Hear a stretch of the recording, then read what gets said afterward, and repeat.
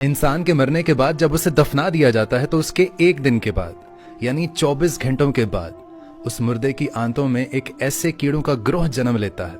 ऐसे कीड़ों का गिरोह अमल में आता है जो उस मुर्दे के पखाने के रास्ते से बाहर निकलता है और साथ में नाकाबिले बर्दाश्त बदबू फैलाना शुरू कर देता है, जो कि दरअसल अपने हम पेशा कीड़ों के लिए एक इन्विटेशन होता है, एक सिग्नल के तौर पर काम करता है। और ये ऐलान होता है बिच्छू और तमाम कीड़े मकोड़े उस इंसान के जिस्म की तरफ हरकत करना शुरू कर देते हैं और उस इंसान का गोश्त खाना भी शुरू कर देते हैं। और आप ये जानकर हैरान हो जाएंगे कि इंसान की तदफीन के 3 दिन के बाद सबसे पहले इंसान की नाक की हालत खराब होना शुरू हो जाती है।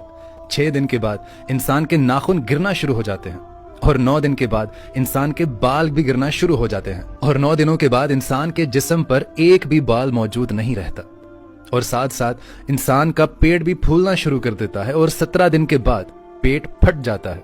60 दिन के बाद मुर्दे के जिस्म से सारा गोश्त खत्म हो जाता है और इंसान के जिस्म पर एक भी बोटी, एक भी गोश्त का लोथड़ा मौजूद नहीं होता। और दोस्तों 90 दिन के बाद इंसान की हड्डियां भी एक दूसरे से जुदा होना शुरू हो जाती हैं और पूरा 1 साल लगता है।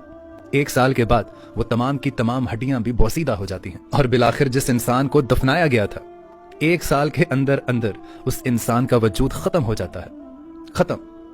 अब मुझे यह बताएं कि अगर 1 साल में हमारा वजूद ही खत्म हो जाता है तो मेरे दोस्तों ये गरूर, ये तकब्बुर, ये हिर्स, ये लालच, ये घमंड, ये दुश्मनी, ये हसद, ये बुग़्ज़, ये जहां की इज्जत, वकार, नाम, पेशा किसके लिए? जिसके लिए हम सारी जिंदगी भागते रहते हैं, ना हलाल की तमीज की, ना हराम की तमीज की।